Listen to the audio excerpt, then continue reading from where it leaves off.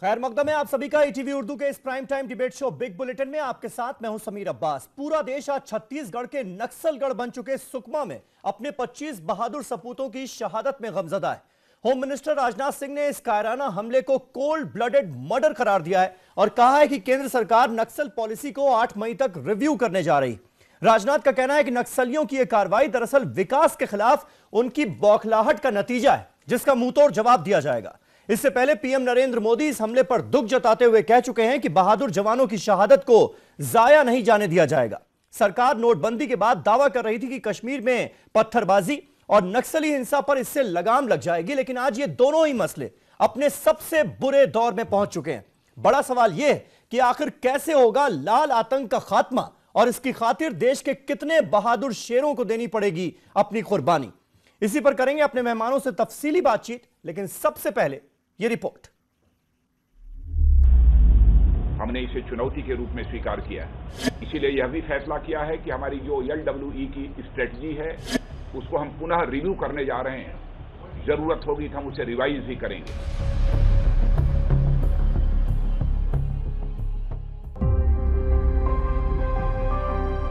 छत्तीसगढ़ के सुकमा में सीआरपीएफ के जवानों की शहादत पर मुल्क भर में इजहार अफसोस और सख्त मजम्मत देखी जा रही है।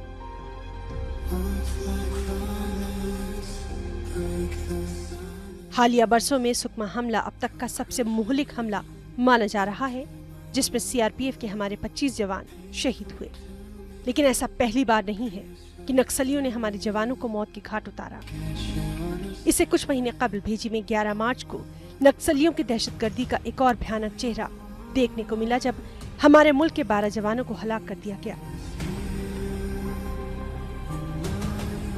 नक्सली दहशतगर्दों में हमारे मुल्क के जवान लगातार मारे जा रहे हैं, लेकिन अब तक कोई ऐसा लाया अमल तैयार ही नहीं किया गया जिससे नक्सलवाद और उनकी जानिब से की जाने वाली दहशतगर्दाना कार्रवाइयों को नाकाम बनाया जा सके।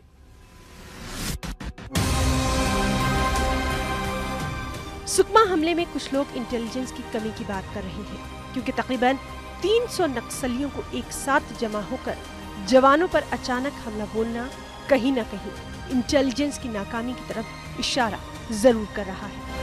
ये वाकया दोपहर 12:30 बजे के करीब उस वक्त पेश आया जब जवान दोपहर के खाने की तैयारी कर रहे थे। ये इलाका सुकमा जिले के जनता नजफ में है, जहां सड़क की तामीर का काम चल रहा है और सीआरपीएफ के जवान इस प्रोजेक्ट को सिक्योरिटी फराहम कर रहे थे।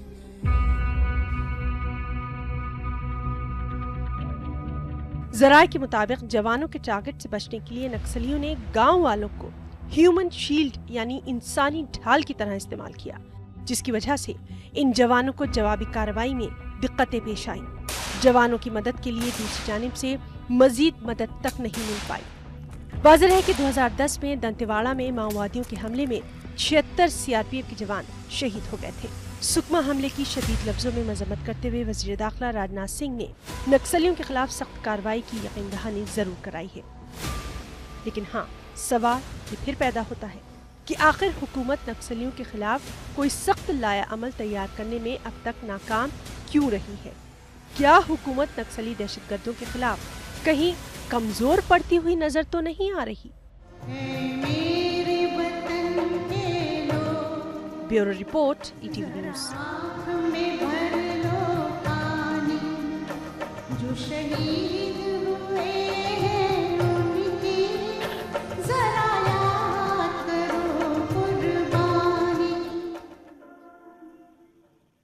तो देश गमजदा है, कैसे होगा लाल आतंक का खात्मा इस देश से? यह हमारा आज का सवाल। तमाम खास मेहमान हमारे साथ जुड़ चुके हैं। हमारे साथ सुदेश वर्मा साहब हैं, नेशनल स्पोक्स पर्सन हैं भारतीय जनता पार्टी के। कांग्रेस पार्टी का पक्ष रखने के लिए शहजाद पूनावाला हमारे साथ स्टूडियो में मौजूद हैं। रोहित कुमार सिंह साहब जो कि फॉर्मर आईजी हैं सीआरपीएफ के, वो हमारे साथ स्टूडियो में मौजूद हैं। हसन रिजवी साहब पॉलिटिकल एनालिस्ट हैं, वो हमारे साथ इस बहस का हिस्सा हैं। और स्वामी अग्निवेश सोशल एक्टिविस्ट हैं, वो भी हमारे साथ इस बहस में जुड़े हुए हैं। और रायपुर से डीजीपी रह चुके हैं छत्तीसगढ़ के RLS यादव साहब, वो भी हमारे साथ इस बहस का हिस्सा हैं। सुदेश वर्मा साहब, पहला सवाल आपसे। निंदा, श्रद्धांजलि, ये सारी बातें तो ठीक हैं, लेकिन आपकी पार्टी वो पार्टी है जो माओवाद के खिलाफ अगर बात होती थी तो कहती थी कि ईंट का जवाब पत्थर से दिया जाएगा। आज फिर वही सारी रटी रटाई बातें, रटी रटाए बयान जो हैं वो सामने आ रहे हैं। कैसे बदलेंगे ये हकीकत, कैसे खत्म होगा लाल आतंक? लेकिन देखिए, छत्तीसगढ़ जो बीजेपी के अंडर रहा है, छत्तीसगढ़ सरकार ने बहुत जबरदस्त लड़ाई लड़ी है नक्सलिज्म के खिलाफ। आपको पता है कि सलवा जुदूम नाम का एक पीपुल्स मूवमेंट भी आया था, जिसको और तो और कांग्रेस के लीडर महेंद्र कर्मा जो मारे गए नक्सल अटैक में, वो लीड कर रहे थे। और आपको पता है कि हमने बहुत 2014 के बाद ये पहली इतनी बड़ी घटना हुई है और हमने हर प्रयास किया है कि डेवलपमेंट को सारे एरिया में पहुंचाया जाए, लोगों को खाना मिले, लोगों को हेल्थ सेवाएं मिले, एजुकेशन मिले। ये एक अनहोनी घटना एकदम अकस्मात हो गई और नहीं होना चाहिए था, निश्चित ही। अनहोनी नहीं है साहब। सुदेश जी ऐसा मत कीजिए, देश बहुत गुस्से में है इस वक्त, देश गमज़दा है इस हमले को लेकर और सोची समझी साजिश के तहत यह हमला हुआ है, बाकायदा प्लान बनाकर अटैक किया गया है, कोई अनहोनी नहीं हुई है। कहीं कुछ कमी रही है जिसका इन्वेस्टिगेशन हो रहा है कि क्यों ऐसा हुआ, लेकिन ये समय है कि सुदेश जी जवाब तो देना पड़ेगा ना। अब तो केंद्र में भी आपकी सरकार है, छत्तीसगढ़ में भी लगातार सालों से आप सत्ता में है, तो क्यों ग्राउंड पर जो हालात हैं वो बदलने का नाम नहीं ले रहे? बिल्कुल देंगे सर, हमारी सरकार है निश्चित ही। और वहाँ जो सेना लड़ रही है, सीआरपीएफ के लोग जो लड़ रहे हैं वो ट्रेंड हैं। एक ऐसा हालात पैदा हो गया जिसके कारण ऐसा इंसिडेंट हुआ। थोड़ा सा वक्त दीजिए, सरकार अपना क्लैरिफिकेशन देगी, लेकिन ये पूरे देश को एकजुट होने की जरूरत है अभी, और इस पर कोई राजनीति नहीं होनी चाहिए, क्योंकि नक्सल से लड़ना पूरे देश का रिजॉल्व है और लोगों को बड़ा भरोसा है और हम उस भरोसे को कामयाब होकर दिखाएंगे। सुदेश जी, सर्जिकल स्ट्राइक होगी माओवाद के खिलाफ, नक्सलवाद के खिलाफ? देखिए, ये बोल के तो ये चीजें होती नहीं है, इंतजार करिए। जो गुस्सा आप में है उससे बहुत ज्यादा गुस्सा हम लोगों में भी है, लोगों में भी है। और हम तो ये चाहेंगे कि वो तथाकथित जो मानव अधिकार वाले लोग हैं, जब भी नक्सल के खिलाफ एक्शन की बात होती है वो आ जाते हैं, कैंडल लाइट जलाने लगते हैं। आपको पता होगा चिदम्बरम साहब जब गृह मंत्री थे तो उन्होंने एक ऑपरेशन करने की बात की थी, लेकिन उसके बाद उन्हीं के पार्टी के सीनियर लीडर दिग्विजय सिंह जी ने ह्यूमन राइट्स का इशू बना दिया और इस तरह से रिजॉल्व जो है ना लड़ने का वो कमजोर होता है। तो हम उम्मीद करेंगे कि उस तरह की बातें ना हो, हम सब एकजुट होकर खड़ा हों, कंडेम करें इस इंसिडेंट को और नक्सल के खिलाफ लड़ाई में सरकार अगर कोई कदम ले तो सरकार का साथ दें।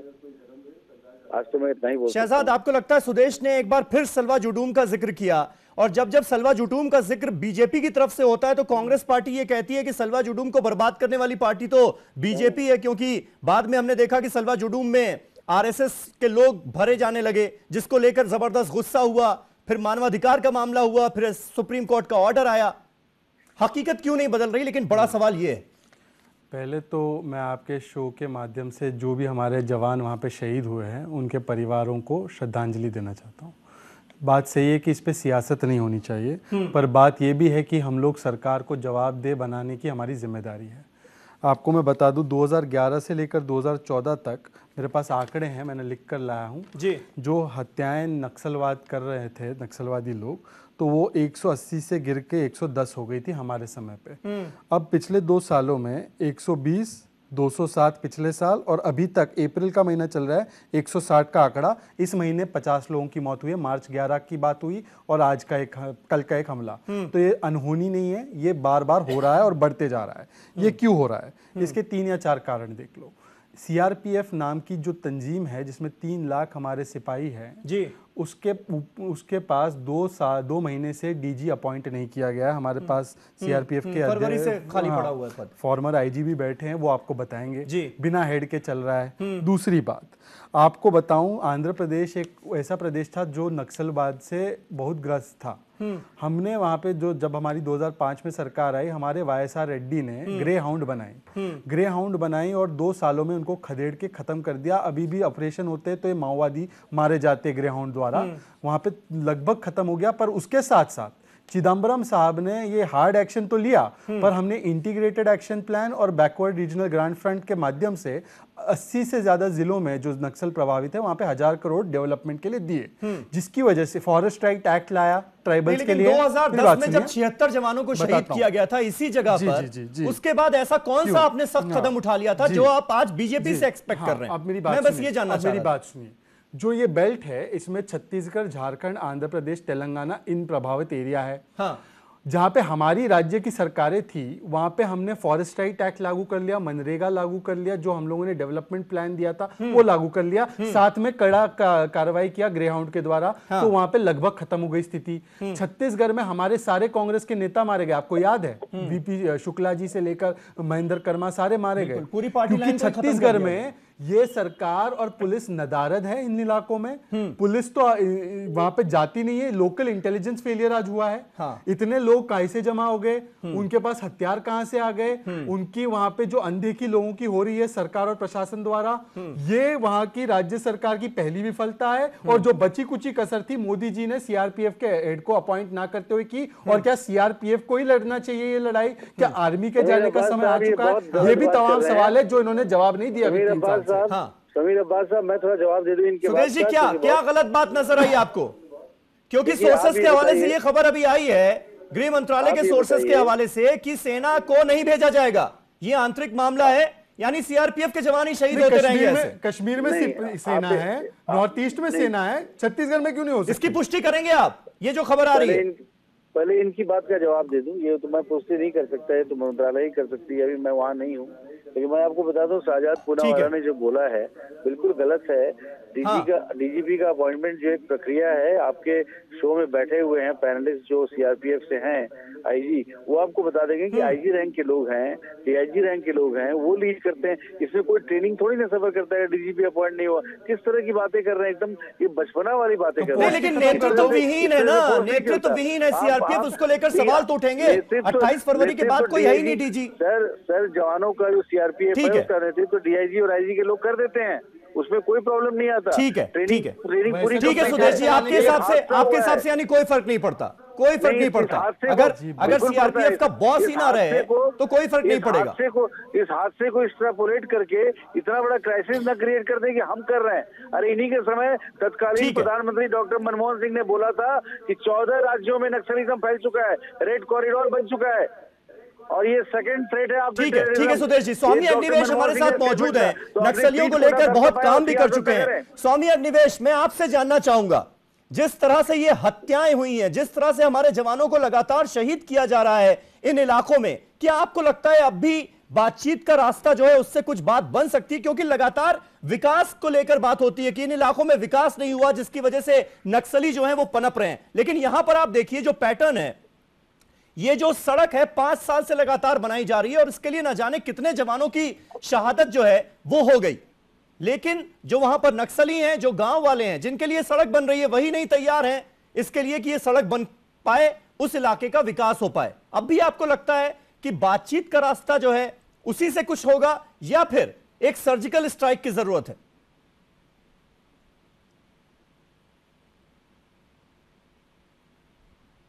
सबसे पहले समीर अब्बास जी, सारा देश गमज़दा है और मैं भी गमज़दा हूँ, और इसलिए हूँ कि जो सीआरपीएफ के 25 जवान मारे गए वो गरीब किसान मजदूर के बच्चे हैं, उनमें कई आदिवासियों के बच्चे हैं, और गरीब को मार रहा है। उधर जो नक्सलियों को भी मारा इन्होंने अभी, और पहले भी मारे हैं। हमारे 5000 से ज़्यादा निर्दोष आदिवासी छत्तीसगढ़ की जेलों में बंद हैं, और 10-10 साल हो गए उनको बंद हुए, आज तक ठीक से मुकदमा चला करके उनको न्याय नहीं मिल पा रहा है। इन सारी चीज़ों को ध्यान में रख करके मैं ये मांग करूंगा, नंबर 1 कि इन मारे गए जवानों के परिवार को कम से कम 1-1 करोड़ रुपया सरकार की तरफ से मिलना चाहिए। ये इनके प्रति श्रद्धांजलि का पहला नमूना होगा। इनको वह ट्रीटमेंट मिलना चाहिए जो हमारे सीमा के ऊपर मारे गए जवानों को मिलता है। इनको भी शहीद का दर्जा मिलना चाहिए। इनकी लाशों को तिरंगे में लपेट करके और वहाँ सैल्यूट दे करके गन की, और जैसे किया जाता उनको अंतिम संस्कार, और वहाँ पर सेंटर के मिनिस्टर मौजूद हों। ये बातें बहुत ज़रूरी हैं। यदि नहीं करेंगे तो सीआरपीएफ के जवानों का दिल टूटता रहेगा और उनको ये लगता रहेगा कि हमारा तो इस्तेमाल हो जाता है और दूर दराज में नक्सलियों से निपटने के लिए हम मरते जा रहे हैं, लेकिन सरकार को इस बात की कोई चिंता नहीं। दूसरी बात, बातचीत से रास्ता निकालने की भी तैयारी होनी चाहिए। और यूपीए के समय, अभी जो पुनवाला जी कह रहे थे, उनके समय पर काफ़ी सख्ती बरती गई, लेकिन सब 2010 में जिस समय 76 जवानों को मारा था, उस समय मैं और अपने साथियों के साथ गया था रायपुर से दंतेवाड़ा के सीआरपीएफ कैंप तक। हमने नक्सलियों की हिंसा की निंदा की और साथ में ये भी कहा कि समाधान गोली से नहीं, बोली से होगा, बातचीत से होगा। और इसी से प्रभावित होकर तत्कालीन गृह मंत्री पी चिदम्बरम जी ने मुझे चिट्ठी दे करके इंटरलॉक्यूटर नियुक्त किया और मुझे कहा आप बातचीत कराइए। और हम बातचीत करने की दिशा में बहुत आगे बढ़ चुके थे, माओवादी तैयार हो गए थे, मेरे पास सारे डॉक्यूमेंट मौजूद हैं, मैं आपको दिखा सकता हूँ। वो कह रहे थे हम बातचीत करने के लिए तैयार हैं, लेकिन इसी समय जो उनका प्रवक्ता सामने आया, उसकी एक फर्जी मुठभेड़ में हत्या कर दी गई। फर्जी मुठभेड़ में उसकी हत्या कर दी गई, जो आजाद नाम का उनका प्रवक्ता था। मैंने कहा ये फर्जी मुठभेड़ है, सरकार कह रही थी कि नहीं ये मुठभेड़ है, सही एनकाउंटर है। मैंने कहा इसकी न्यायिक जांच करा लो। प्रधानमंत्री मुझसे सहमत थे, डॉक्टर मनमोहन सिंह, लेकिन चिदम्बरम जी ने वो न्यायिक जांच नहीं होने दी। आज भी मैं कहना चाहता हूं, आज बातचीत के लिए आप ऑफर कीजिए, मोदी जी आगे आए, मैंने ट्वीट किया है उनके नाम पर। बातचीत, ये काम आप करते रहिए, सुरक्षा के लिए जो कुछ आपको करना है सालों से आप कर रहे हैं, इससे कोई समाधान निकला नहीं। लेकिन जैसे आप पाकिस्तान के साथ भी बातचीत ही तो कर रहे हैं, आखिरी से आखिरी चाइना के साथ बातचीत तो कर रहे हैं, नागाज के साथ बातचीत लेकिन करके स्वामी अग्निवेश, क्या ये बात आपको रीजनेबल लगती है कि वो 25 जवान हमारे शहीद कर दें, उनको मौत के घाट उतार दें और हम बातचीत करें उनसे? पहले 76 जवानों की शहादत होती है, उसके बाद 25 जवानों की शहादत होती है। जो हाथ में बंदूक लेकर आए उससे बातचीत कैसे होगी?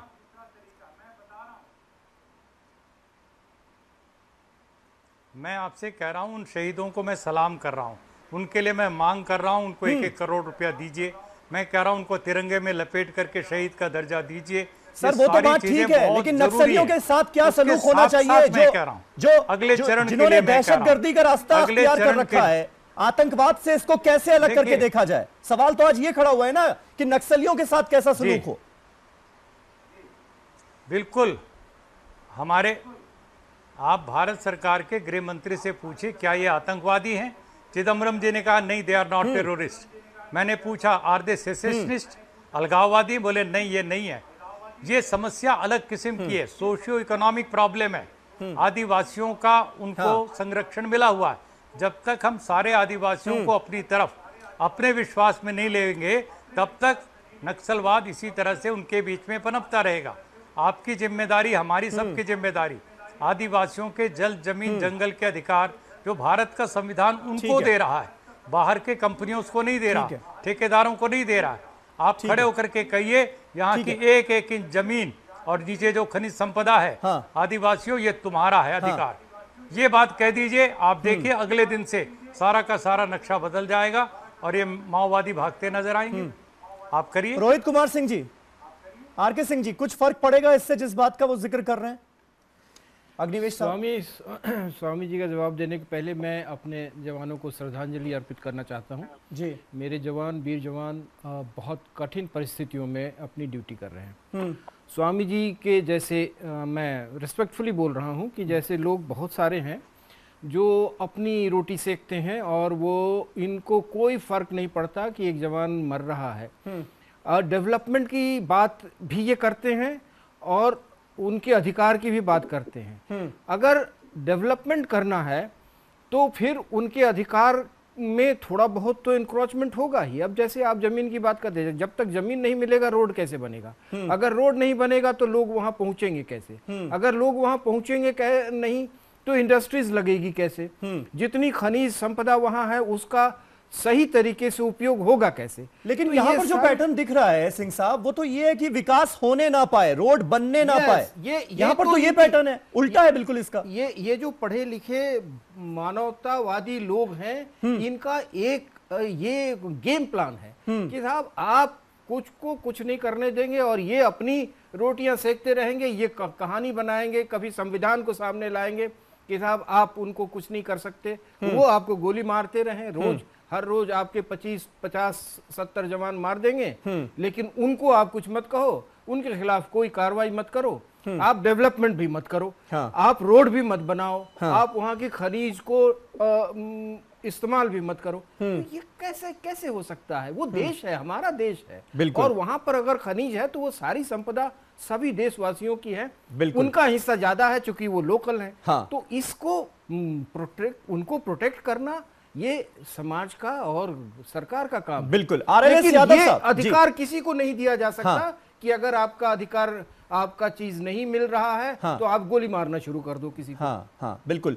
RLS यादव जी, ठीक है, चल सकती है। एक मिनट, RLS यादव जी, मैं आपसे जानना चाहूंगा, जब से हम ये नक्सल समस्या देख रहे हैं तब से लेकर अब तक, और खासतौर पर अगर 10-15 सालों की बात हम करें, कभी भी ये नजर नहीं आता कि हमेशा हम ये सुनते हैं कि CRPF के जवान वहां पर थे, CRPF की टुकड़ी पर नक्सलियों ने हमला बोला और इतने सैनिकों को, इतने जो जवान थे उनको शहीद होना पड़ा।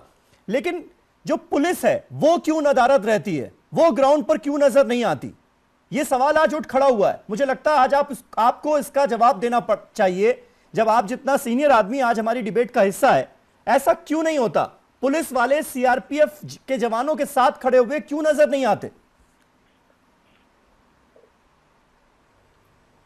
दो बातें हैं।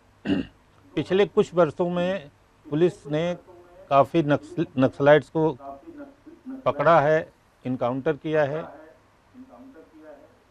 और सरेंडर भी हुए हैं। बड़ी लिबरल सरेंडर पॉलिसी है स्टेट गवर्नमेंट की, तो हजारों नक्सलाइट सरेंडर हुए।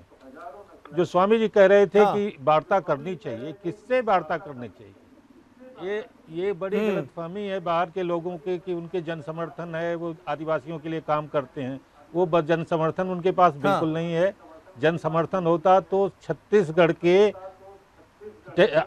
आदिवासी बहुत से नक्सलाइट हो जाते। हर दलम में 2-4 छोड़ के सब जितने भी नक्सलाइट्स हैं वो आंध्र प्रदेश के और तेलंगाना के हैं। इसका मतलब लोकल लोगों ने उनको साथ नहीं दिया। सड़वा जुलूम जो हुआ उसमें भी जनता उनके खिलाफ रिवोल्ट कर चुकी है। हर चुनाव में वो बाइकाट का नारा देते हैं, इसके बाद भी जनता वोट देती है। तो ये कहना है कि वो जनता के नुमाइंदे हैं या जनता के दर्द के लिए लड़ रहे हैं, ये सत्य से सर सवाल मेरा ये था कि पुलिस फोर्स नजर क्यों नहीं आती मौके पर? अभी तक हम वो व्यवस्था क्यों नहीं बना पाए हैं? पैरामिलिट्री फोर्स CRPF को, जो कि स्ट्राइकिंग फोर्स है, रूटीन जॉब में क्यों लगाना पड़ता है छत्तीसगढ़ में? आप बिल्कुल सही कह रहे हैं। जब तक कि स्थानीय पुलिस लीड नहीं लेगी तब तक ये समस्या का हल नहीं होगा। पंजाब में भी शांति तब आई जब गिल साहब के नेतृत्व में स्थानीय पुलिस ने हथियार उठाया और स्थानीय पुलिस को लीड करना चाहिए था। दुर्भाग्य की बात है कि इस इनकाउंटर जो हुआ है अभी, उसमें स्थानीय पुलिस का कोई आदमी नहीं था। ये सिस्टम की कमी है। जिला पुलिस को इसमें लीड करनी चाहिए। CRP सपोर्ट के लिए आए, उनके समर्थन के लिए आए, एक फोर्स के रूप में आए, लेकिन इंटेलिजेंस कलेक्ट करना बिल्कुल होना यही चाहिए। कहाँ लोग उसको देखना, ये कार्रवाई करना लोकल पुलिस का काम होना चाहिए। हाँ, सुदेश वर्मा जी, एक छोटा सा कमेंट मैं आपसे चाहूंगा, उसके बाद मैं हसन रिजवी साहब के पास जाऊंगा। इस पर कमेंट करना चाहेंगे? इतने सालों से आपकी सरकार है, क्यों नहीं अभी ऐसी व्यवस्था हम बना पाए हैं छत्तीसगढ़ में कि पुलिस फोर्स जो है वो नजर आए? हर जगह CRPF के जवानों को लगाना, ये कहां तक उचित है? 5 साल से ये सड़क बन रही है और हमेशा CRPF के जवानों की बलि दे देना, ये कैसे सही ठहराएंगे आप?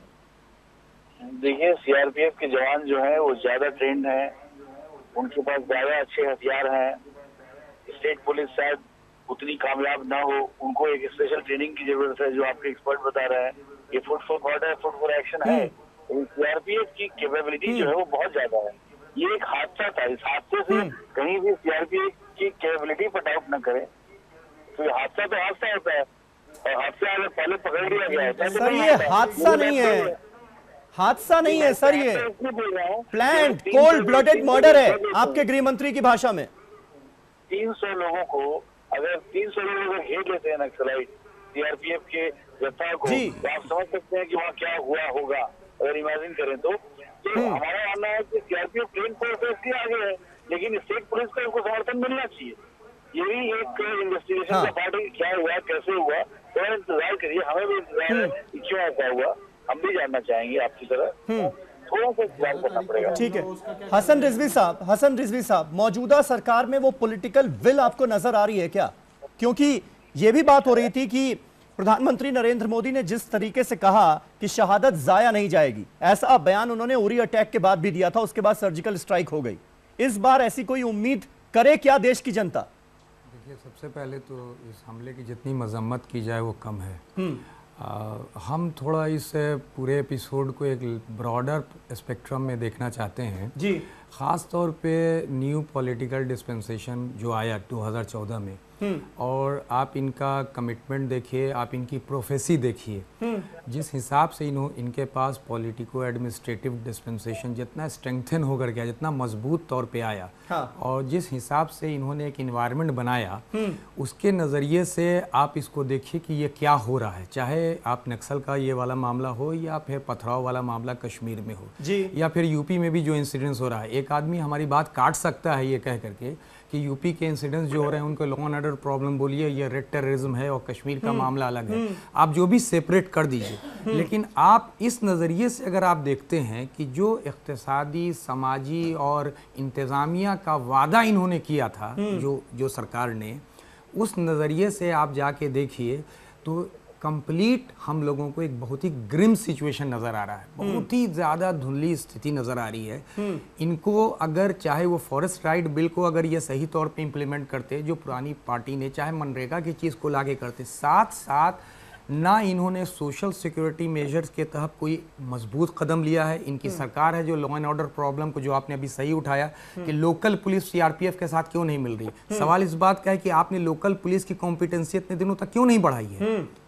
आप क्यों जाकर के सीआरपीएफ को जब आप मानते हैं कॉम्बैट फोर्स का काम करती है, और आपका वादा है कि हम इंक्लूसिव गवर्नेंस की बात कर रहे हैं, हम हर हालत में बार बार बोल रहे हैं मजम्मत की जानी चाहिए, जरूर मजम्मत होगी, हम सब लोग उससे ज्यादा गमजदा हैं, हम सब लोग गमजदा हैं, लेकिन आपने टेंजेबल लेवल पे आप इतनी ऊंची आवाज में बात करते हैं कि हम इसको हम क्या नाम है, इसको जाया नहीं जाने देंगे। आप इस तरीके से जाकर के आवाज उठाते हैं कि पाकिस्तान के साथ, आप इस तरह टेररिज्म कश्मीर के साथ आप क्या क्या नारे लगते हैं, लेकिन एक्चुअल ग्राउंड पे आकर के आप उसका पॉलिटिकल बेनिफिट देखना चाहते हैं कि अगले इलेक्शन में या अगले वक्त में हम ऐसा सेफ मेजर लेके चलो कि कहीं इसका पॉलिटिकल आउटकम कुछ ना हो जाए। अगर आपको इस मुल्क की तहफ्फुज़ के लिए इतना बड़ा आपको इख्तियार मिला है, इतना बड़ा आपको सपोर्ट मिला है, तो वो दिखना भी चाहिए, आपके एक्शन में दिखना भी चाहिए। स्वामी अग्निवेश, आप जिक्र कर रहे हैं बातचीत का, बातचीत कैसे आगे बढ़ाई जाए, और यह भी सवाल मैं आपसे पूछूंगा जो इस देश के प्रधानमंत्री नरेंद्र मोदी ने कहा है कि इन जवानों की शहादत को जाया नहीं जाने दिया जाएगा। क्या करे सरकार ऐसा जिससे देश के अंदर यह मैसेज जाए कि जाया नहीं गई इनकी कुर्बानी?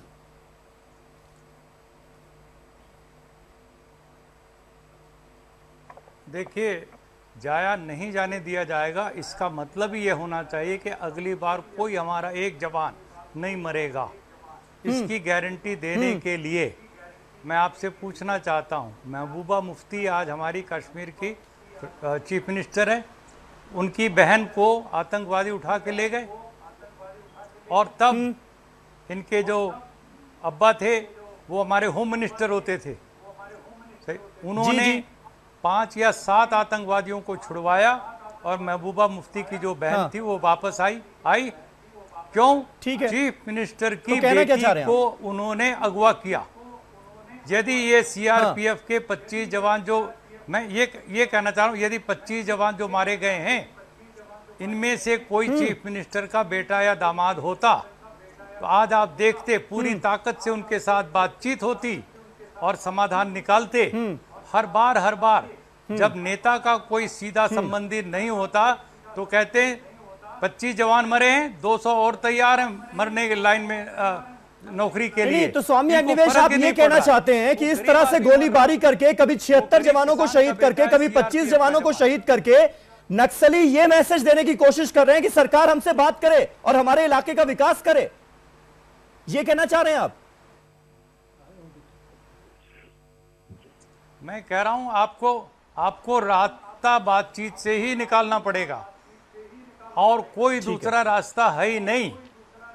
जब भी निकलेगा बातचीत से रोहित निकलेगा, कुमार सिंह जी, वरना यदि पुलिस को ठीक है, आगे स्वामी करके अग्निवेश, निकालने रोहित की कुमार बात सिंह जी होती, आपसे कुछ कहना चाह रहे हैं। केपीएस गिल साहब, आईजी रह चुके हैं केपीएस गिल CRPF साहब में। गए थे रमन सिंह जी के साहब पास, कुछ कहना चाह रहे हैं आपसे। ठीक है, केपीएस गिल का साहब एग्जाम्पल गए थे रमन मैंने सिंह सुन जी लिया, के पास, केपीएस गिल साहब गए थे चीफ मिनिस्टर रमन सिंह के पास। उनको क्यों भगा दिया उन्होंने? केपीएस गिल तो गए थे कहने के लिए कि मुझे पुलिस दो और मैं इसका समाधान करूंगा।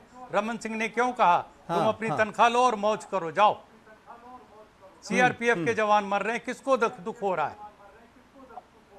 हाँ ठीक है सिंह साहब, मैं आपके पहले वाले बयान से टोटली डिसएग्री करता हूं। जिस तरह से आपने बयान दिया है कि अगर नेता का कोई रिश्तेदार मर जाए, चीफ मिनिस्टर का रिश्तेदार मर जाए, तो बातचीत होगी, ऐसा इल्जाम लगाना सही नहीं है। उसी छत्तीसगढ़ में वीसी शुक्ल मारे गए हैं, उसी छत्तीसगढ़ में 2 बड़े बड़े कांग्रेस के नेता मारे गए। बिल्कुल, हैं कांग्रेस की और पूरी ऊपर की बातचीत पार्टी लाइन नहीं खत्म शुरू कर हो दी पाई। गई। तो इस तरह का इल्जाम खड़े खड़े, ये देश की जनता बड़ी समझदार है स्वामी जी, इतनी जल्दी बहकावे में नहीं आने वाली है। इससे बातों से परहेज कीजिए और सच्चाई को स्वीकार कीजिए। आप लोग वो बहके हुए लोगों को समझाइए। अगर आपके पास क्षमता है, अगर आपके पास अप्रोच है, तो उन बहके हुए लोगों को समझाइए कि गोली मारने से उनको कुछ हासिल नहीं होने वाला जी है। बिल्कुल। शहजाद, स्वामी अग्निवेश जिस बात का जिक्र कर रहे हैं, तो हमें अपना स्टैंड जो है वो और टफ करना चाहिए इंडियन गवर्नमेंट को, या फिर और हम बातचीत के लिए आगे बढ़ जाएं उनसे? सुनिए, आपकी पार्टी का क्या रुख है इस पर? हमारी पार्टी का ये रुख है कि आप स्वामी अग्निवेश को इस पूरे डिबेट का विलेन मत बनाइए। स्वामी अग्निवेश और उनके जैसे जो लोग हैं वो तो प्रक्रिया में मदद कर रहे हैं। हाँ। आप शायद उनकी मदद को ज्यादा तरजीह ना देना चाहे तो आपकी मर्जी है, पर आप बेसिक काम नहीं कर रहे। आप बोल रहे स्ट्रेंथ बढ़ानी चाहिए। हाँ। तो स्ट्रेंथ पहले तो हमारे डीजी नहीं बनाते सीआरपीएफ के, वहां पे पुलिस की ट्रेनिंग नहीं कर रहे, जो कानून इनको दिए गए, अधिकार दिए गए, जो हमारे वहां पे गरीब जनता आवाम के लिए, उसको लागू नहीं कर रहे। हमारी पुलिस वहां पे उनको लोकल इंटेलिजेंस फेलियर कर रही है, और हमारे कांग्रेस के नेता मारे जा रहे, विपक्ष के नेताओं को भी खत्म किया जा रहा है इसकी आड़ लेकर। पर आप लोग सरकार की, वहां पे राज्य सरकार की और केंद्र सरकार, नोटबंदी के बाद तो सारा आतंकवाद खत्म होने वाला था ना समीर भाई, 8 नवंबर के बाद तो खत्म हो रहा था ना। और सबसे बड़ी चोट कश्मीर के पत्थरबाजों और नक्सलियों पर लगने वाली थी। 7 साल में सबसे ज्यादा एलओसी वायलेशन कश्मीर में हुआ, और 7 साल में सबसे ज्यादा अभी नक्सली हत्याएं जो है आज हो रही है। आप इनसे पहले जवाब मांगे। और जहां तक स्वामी अग्निवेश का सवाल है, स्वामी अग्निवेश ने यह थोड़ी कहा है कि सरकार अपना काम ना करे, पुलिस अपना काम ना करे, आप जो सख्ती के कार्रवाई करने नहीं करना है। स्वामी अग्निवेश सिर्फ इतना कह रहे हैं कि जब आप ये कार्रवाई कर रहे हैं तो हम जैसे लोग आपका जो डेवलपमेंट का नैरेटिव है वो भी बेचने जाएंगे ताकि वो खरीदे उसको। बिल्कुल। तो उसमें जो ब्रिज का काम कर सकते हैं उनकी मदद क्यों ना ली जाए? भले आदमी को आप कटघरे में खड़ा नहीं, बिल्कुल कटघरे में नहीं खड़ा कर रहे। की यहाँ पे एक कटघरे में नहीं खड़ा कर रहे। ये रविशंकर प्रसाद हर रोज इस्तीफा मांगता था। हाँ। आज इस्तीफा मंत्री बन चुके हैं, तो मांगे ना इस्तीफा अपने गृह मंत्री का। इनका इस्तीफा मांगे। स्वामी अग्निवेश तो भले आदमी है, वो तो कल भी चले जाएंगे जहां गोलियां सब बरस रहे हैं। सुदेश वर्मा जी, जो तरीका स्वामी अग्निवेश बताने की कोशिश कर रहे हैं उसको क्यों नहीं सुन रही है सरकार? क्या वो रास्ता एक है? सरकार उस पर गौर करेगी? देखिए, आप एक बात बताइए, बहुत अच्छा प्रश्न का जवाब दिया था सिंह साहब ने कि आप बातचीत किससे करना चाहेंगे और किस चीज पर करना चाहेंगे। अगर डेवलपमेंट में बातचीत करना चाहते हैं तो सरकार तो कटिबद्ध है। आपने भी खुद बोला, ये सब लोग जानते हैं कि डेवलपमेंट नहीं चाहिए। डेवलपमेंट आते ही इनका नक्सलिज्म खत्म हो जाएगा, यही बोलते हैं ना सोशल साइंटिस्ट भी, कि डेवलपमेंट आएगा, इकोनॉमिक्स बढ़ेगी, जॉब मिलेगा तो खत्म हो जाएगा। ये चाहते नहीं है कि डेवलपमेंट हो, डेवलपमेंट होगा तो नौकरी। सर, तो यानी आप भी उसी मझधार में फंसे हुए हैं ना? जो यूपीए में नजर आता था तब आप लोग कहते थे कि टफ स्टैंड नहीं ले रही सरकार, ईंट का जवाब पत्थर से देना चाहिए। आज आप भी उसी मझधार में फंसे हुए हैं, इधर जाए या उधर जाए। ये गलत है। हमने आंध्र प्रदेश से खत्म किया, इन लोगों के समय पे बढ़ रहा है, आप इनसे जवाबदेही नहीं मांग रहे हो, और आप कह रहे यूपीए मझधार में थी। हमने तो किया ना खत्म आंध्र प्रदेश में, इनको बोलो ना छत्तीसगढ़ से करे खत्म। आप अपनी बेसिक ड्यूटी नहीं निभाते और आप बड़ी बड़ी बातें करते हो। इतना ज्ञापी में करें, मेरी बात सुन लीजिए तो आप मत होइए, फिर आप जवाब दे दीजिए। बोलिए सुदेश जी, बोलिए। नहीं, व्याकुल तो होंगे ना, 11 मार्च को भी हमारे लोग मरे हैं। आप ये बात बताइए, आपको पता है कि अभी आईजी साहब भी बता रहे थे कि हजारों लोगों ने नक्सलाइट से वहां सरेंडर किया है छत्तीसगढ़ में। ये एक हकीकत है। हम डेवलपमेंट को पहुंचाने की कोशिश कर रहे हैं, बौखलाहट में इस तरह का कार्य कर रहा है। स्वामी अग्निवेश जी बहुत अच्छा करेंगे, कंसेंसस बनाए कि जो भी आर्म्स उठाता है स्टेट के खिलाफ, क्योंकि हम डेमोक्रेसी में है, हम टोटलिटेरियन में नहीं है। अगर किसी को अपने ताकत का गुमान है तो आगे डेमोक्रेसी में अजमा ले।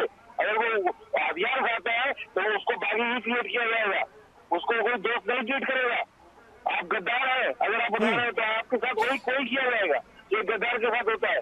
आप अपनी ही आर्मी, अपनी सेना के ऊपर आप उठा रहे तलवार को, और आप सोच रहे हैं। सुदेश जी, यही तो मैं कह रहा हूँ कि वो टफ स्टैंड भी तो नजर नहीं आ रहा है ना, वो टफ स्टैंड भी तो नजर नहीं आ रहा जो आपने वादे किए थे बड़े बड़े, ईंट का जवाब पत्थर से देंगे, वो टफ स्टैंड भी तो नजर आए। आपको क्या लग रहा है नक्सल हो एक सक्सेसफुल है स्टेट के खिलाफ?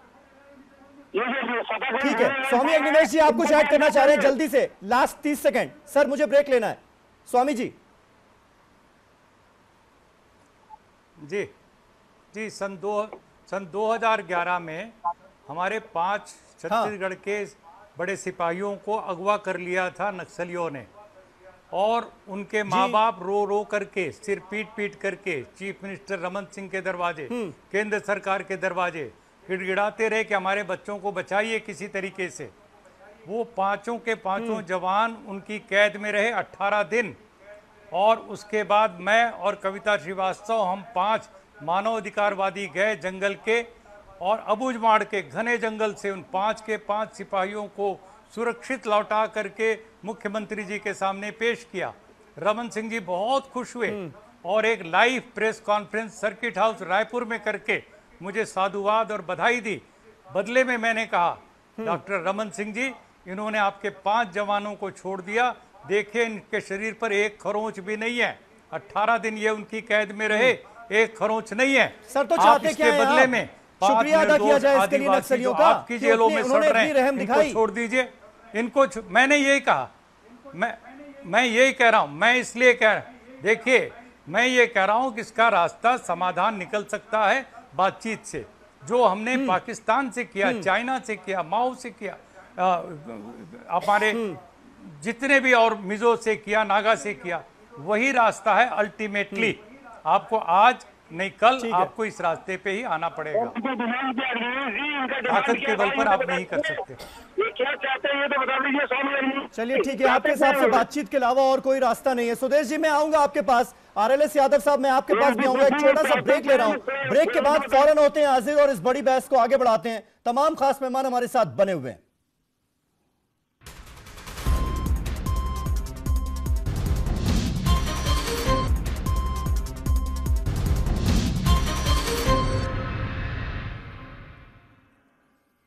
तो लाल आतंक का कैसे होगा खात्मा, ये हमारा आज का सवाल। तमाम खास मेहमान हमारे साथ बने हुए हैं। आरएलएस यादव साहब हमारे साथ मौजूद हैं।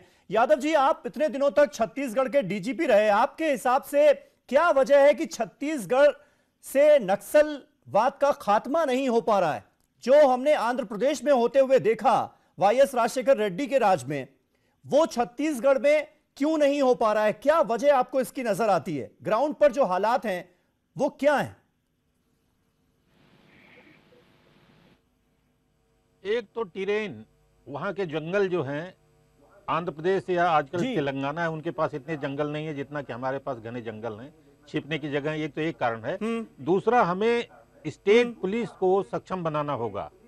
2 बातें हमें करनी है जी। एक तो लीडरशिप स्टेट पुलिस की हो, ग्रे हाउंड्स बनाया उन्होंने आंध्र प्रदेश वालों ने, और लीडरशिप उन्होंने खुद अपने हाथ में ली, सीआरपी या बीएसएफ को नहीं दिया।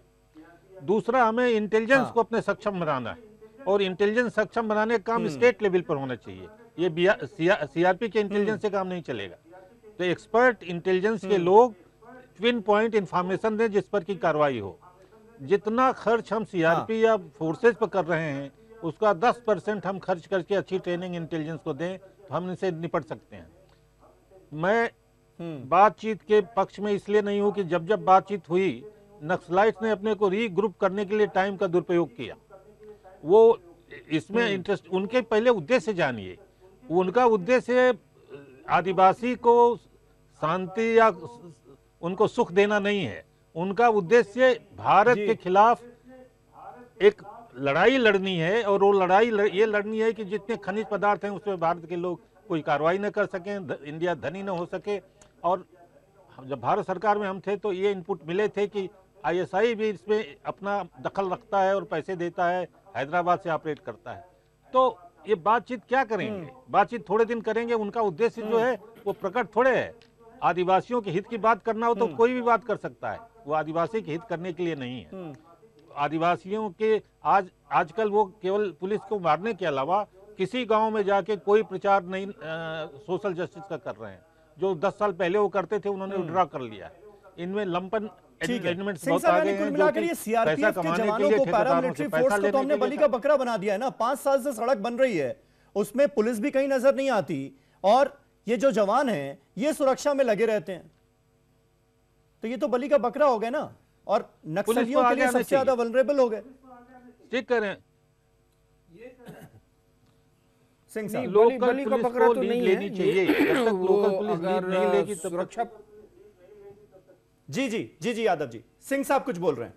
नहीं, जब तक सुरक्षा नहीं दी जाएगी तब तक वो अप्रोच रोड वगैरह जो है वो बनेगा नहीं, और वो बनेगा नहीं तो डेवलपमेंट होगा नहीं। तो ये तो ठीक है, और उस इलाके में बिना फोर्स के मदद के ये चीज़ें नहीं हो पाएंगी। क्योंकि मैं सब जगह आप लोग भी देखते होंगे कि चाहे वो झारखंड हो, बिहार हो, छत्तीसगढ़ हो, वेस्ट बंगाल हो, ये नक्सलाइट अगर वो कोई अनप्रोटेक्टेड कॉन्ट्रैक्टर वहाँ काम करने जाता है तो उसकी मशीनें जला देते हैं, उसको मारते हैं, उससे पैसे भी वसूलते हैं। तो ऐसी परिस्थिति में कोई काम नहीं कर पाएगा। तो परिस्थिति तो आपको बना के देनी पड़ेगी ताकि वो इंफ्रास्ट्रक्चर खड़ा कर सके। तो इंफ्रास्ट्रक्चर खड़ा करने के लिए उसको प्रोटेक्शन चाहिए, और प्रोटेक्शन देना सबके बस की बात नहीं है। और सिविल पुलिस, जहाँ तक मेरा ख्याल है, छत्तीसगढ़ की सिविल पुलिस, जैसा यादव साहब भी कह रहे थे कि वहां पर काफी ये लोग पीछे हैं, आगे नहीं बढ़ पा रहे हैं, और ना आगे बढ़ के किसी को सपोर्ट कर रहे हैं। इसलिए ये काफी सुदेश वर्मा जी, एक नीति तो अभी सरकार की ये साफ नजर आ रही है कि सेना को नहीं भेजा जाएगा, क्योंकि इसे इंटरनल मामला बताया जा रहा है, यानी सीआरपीएफ के जवानों की ही वहां पर तैनाती होगी। और वहां पर क्या हालात हैं ये तो हम लगातार डिस्कस कर ही रहे हैं। आपने सुना भी होगा, आपको याद भी होगा कि जो बहादुर जवान जो घायल हुआ है इसमें, शेर मोहम्मद, उसने एक इल्तिजा की है इस देश के प्रधानमंत्री से, इस देश के गृह मंत्री से, कि स्पेशल पावर जो है वो दिए जाएं सीआरपीएफ को, यानी एक आयरन हैंड मिले उनको। अगर उन्हें उस परिस्थिति में, उस हालात में वहां पर काम करना है तो आयरन हैंड उनको दिया जाएगा क्या? सरकार की कुछ मंशा है ऐसी? देखिए, सरकार जो है इसको आप लोगों से अलग मत देखिए। सरकार लोगों का रिप्रेजेंटेशन करती है। हमें तो लगता है कि ये जो ओकेजन है बहुत बड़ी श्रद्धांजलि होगी अगर स्वामी अग्निवेश जैसे लोग और बाकी लोग जो नक्सल से सिंपैथाइज करते हैं, उन्हें एक प्लेटफॉर्म पर आके बोलना चाहिए कि भारत के खिलाफ जो भी बंदूक उठाएगा उसे हम आतंकवादी ही मानेंगे, क्योंकि डेमोक्रेटिक तरीके से आपके साथ फैसला हो सकता है। मैंने अग्निवेश जी से अभी पूछा कि आप बातचीत क्यों करना चाहते हैं, क्या चाहिए आपको? क्या आप ये चाहते हैं कि आपको प्रधानमंत्री बना दिया जाए? क्या आप ये चाहते हैं आपको मुख्यमंत्री बना दिया जाए? अगर आप डेवलपमेंट चाहते हैं तो बातचीत की जरूरत नहीं है। ये गरीब परस्त सरकार है जो गरीबों के लिए काम कर रही है, आपको पता होना चाहिए। यानी सुदेश जी, आप इस बात को पूरी तरह से खारिज करते हैं कि स्वामी अग्निवेश जैसे लोग एक ब्रिज का काम कर सकते हैं नक्सलियों और सरकार के बीच में, इस बात को खारिज करते हैं? स्वामी जी ने ब्रिज का काम किया है, इसमें दो मत नहीं है, लेकिन ये जो आइडियोलॉजी है, इस आइडियोलॉजी को डिफीट करना पड़ेगा कि नक्सल मिसगाइडेड यूथ है, कोई मिसगाइडेड यूथ नहीं है। ये लोग गुंडागर्दी कर रहे हैं, कोई ट्राइबल इनके साथ नहीं है। इस गलतफहमी में न रहें। अगर इन्हें अपना गुमान है ये लोग इनके साथ है तो चुनाव में भाग लेके देख ले। ये वही लोग हैं जो बोलते हैं भारत के टुकड़े होंगे इंशाअल्लाह इंशाअल्लाह।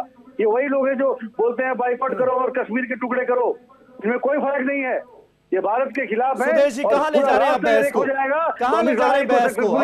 अब आप जेएनयू का नाम ना ले लीजिएगा, मुझे डर इस बात का है, मुझे डर सिर्फ इस बात का कर रहा हूँ। छत्तीसगढ़ में 25 जवान शहादत देते हैं और जवाबदेही जो है वो जेएनयू के लड़कों की हो जाए कुछ, ये भी चल रहा है, ये भी चल रहा है। बहुत सारे लोग हैं सोच के जो जवाबदेही सरकार से नहीं ले रहे हैं, वो जवाबदेही तय कर रहे हैं कन्हैया कुमार और उमर खालिद की। ठीक है शहजाद, सरकार का स्टैंड क्या नजर आता है अब आपको? मानसिक दिवालियेपन का, डीजी अपॉइंट नहीं हुआ, पुलिस की व्यवस्था नहीं है। स्ट्रेटेजी है क्या? किस तरह की बात कर रहे हो यार? मानसिक दिवालियापन कैसे हो गया ये बताओ। बुनियादी चीज सरकार जाके वहां लड़ती है आप क्या? सुनेंगे? आप बोलते रहिए, चलिए बोलते रहिए। आप 15-20 मिनट बोलते रहिए। सुदेश जी बोलते रहिए। जी नहीं, ये पहले बोले ट्रेनिंग नहीं मिली, ट्रेनिंग देना चाहिए। पूछिए, आप यहाँ बैठे हुए हैं पुलिस आप इनका ऑडियो डाउन करो या तो हम नहीं बोल पाएंगे। बीजेपी ट्रेनिंग देता है क्या? ये फुली वेल ट्रेन ठीक है, कौन कह रहा है बीजेपी ट्रेनिंग देता है? सुदेश जी सुन तो लीजिए शहजाद को, यही सुन तो बोले लीजिए। जा रहे हैं कि डीजीपी अपॉइंट नहीं हुआ, ये नहीं हुआ, किस तरह की बातें कर रहे हैं? कम से कम हाँ, ठीक है, एक ठीक है। स्वर में कंडेम करिए नक्सलिज्म के खिलाफ, और कोई सिंपैथी नहीं होना चाहिए इनके साथ। आप नहीं, बोलते रहिए, कंडेम तो हर आप कोई कर ही रहा है सुनो सर, ना, आप बोलो 15 कंडेम मिनट तो हर बोलते कोई रहो। कर ही रहा है। जब आप जब इस 15 तरह की मिनट बोलते घटनाएं रहो, होती हैं तो कंडेम तो किया ही जाता है ना, नहीं, निंदा आप श्रद्धांजलि ये 15 तो होता ही मिनट है। बोलो, आप 15 मिनट लेकिन बोलो और- इस देश की जनता ऊब चुकी है अब, या जिस तो- तरह से हमारे जवानों की शहादत हो रही है लगातार, समीर भाई, उससे बड़ा गुस्सा है सर। समीर भाई, हम जो है जी। कभी भी किसी के बीच में नहीं बोलते जी, आप बोलिए। ये इनकी इनसिक्योरिटी है कि इनको लगता है कि हर एक के बीच में बोला करें। हाँ। ये अपनी बुनियादी जिम्मेदारी नहीं निभा पा रहे।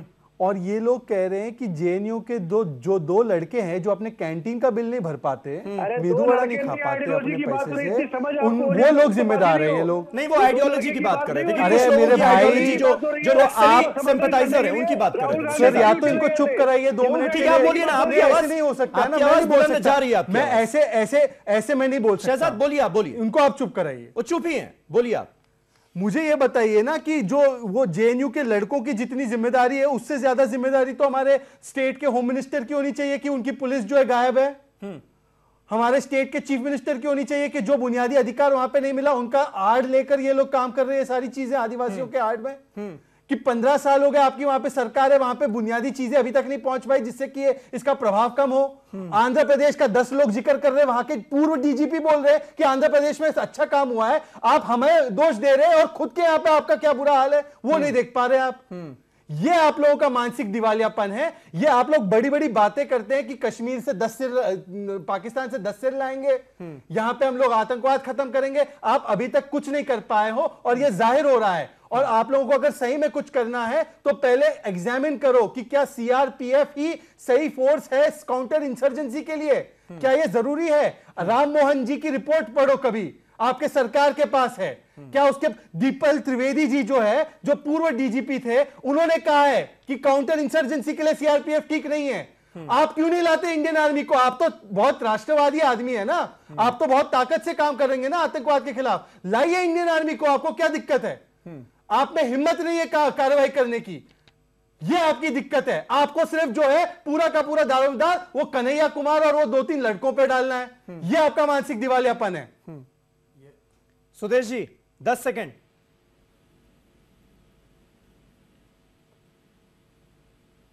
चलिए हसन रिजवी साहब, अब यह कहा गया है कि जो एंटी नक्सल स्ट्रैटेजी है उसको रिव्यू किया जाएगा और अगर जरूरत महसूस हुई तो इससे चेंज भी किया जाएगा। किस तरह का चेंज, क्या उम्मीद की जाए सरकार से? देखिए, ये कोई उम्मीद, आप मेरे ख्याल से जो हालात सामने आ रहे हैं पिछले 2-2.5 साल में, कोई ऐसी उम्मीद नज़र नहीं आती है। उसकी वजह बहुत साफ है कि जब आप इस पूरे एम्बिट को देखते हैं और देखने के बाद आपको ये नज़र आता है कि ये कोई इमीडिएट इंसिडेंस नहीं है, ये कोई स्पोरेडिक इंसिडेंस नहीं है जी। अगर आप मानते हैं कि ये एक रेड टेररिज्म है तो फिर सवाल इस बात का होता है कि आप हाई हैंडेडनेस का इस्तेमाल क्यों नहीं कर रहे हैं? आपकी कौन ऐसी सितम ज़रीफ़ी है, आपको कौन ऐसी कमज़ोरी आपको रोके हुई है कि जब आप आवाज़ उठाते हैं, जब आप पब्लिक फोरम में आते हैं, जब आप इंटरनेशनल फोरम में जाते हैं, जब आप एक पॉलिटिकल रैली को एड्रेस करते हैं, तो जब आप जिस तरीके का आप एक इन्वायरमेंट पैदा करते हैं, एक उम्मीद पैदा करते हैं, आप आकर के उतने ही सॉफ्ट स्टेट बनने का ना, एक्चुअली आप सॉफ्ट स्टेट बनते जा रहे हैं।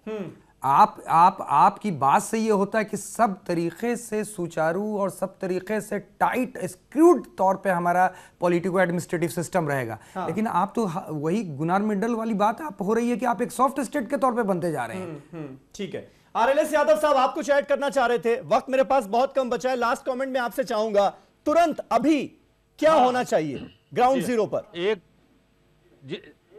एक तो आर्मी को बिल्कुल इंडक्ट नहीं करना चाहिए, आर्मी को केवल बॉर्डर के लिए और ट्रेनिंग के लिए छोड़ देना चाहिए। ये इंटरनल सिक्योरिटी का मामला है। बीएसएफ, सीआरपी हमारे फोर्सेज हैं, ऐसी हैं जो आर्मी के बराबर ही ट्रेंड हैं। दूसरी बात, ये सॉफ्ट स्टेट की बात है। सिद्धार्थ शंकर रे ने नक्सलाइट्स को खत्म किया था, बिल्कुल स्ट्रांग हैंड से किया था। वो जमाना और आज के जमाने में बहुत अंतर हो गया है। कोर्ट्स का, ह्यूमन राइट्स का, एक्टिविस्ट का इंटरवेंशन हो गया है। तो आज स्ट्रांग हैंड से कोई स्टेट डील नहीं कर सकती, एक डेमोक्रेटिक वे से ही डील करना पड़ेगा। तो कोई भी सरकार हो, बीजेपी की हो चाहे कोई भी सरकार हो, वो लीगल मापदंडों के भीतर ही कार्रवाई कर सकती है। तो हमारे जो सिस्टम है उसको इम्प्रूव करने की जरूरत है, और मेरे ख्याल से इम्प्रूव करने के दो तरीके, इंटेलिजेंस को इम्प्रूव करिए, लोकल पुलिस को इम्प्रूव करिए। चलिए, बहुत शुक्रिया, बहुत शुक्रिया आरएलएस यादव जी, शहजादपुरा वाला साहब, सिंह साहब, बहुत शुक्रिया, सुदेश वर्मा जी, हसन रिजवी साहब, आप सबका इस बातचीत का हिस्सा बनने के लिए, डिबेट का हिस्सा बनने के लिए। तो यहां पर जो बातें की जा रही हैं उन पर अमल भी होगा, इसी उम्मीद के साथ इस डिबेट को खत्म करेंगे। सिर्फ और सिर्फ बातें नहीं की जाएंगी, बल्कि जो वादे और दावे किए गए थे उन पर अमल भी किया जाएगा। एक छोटा सा ब्रेक ले रहे हैं, ब्रेक के बाद भी खबरों का सिलसिला जारी रहेगा ईटीवी उर्दू पर।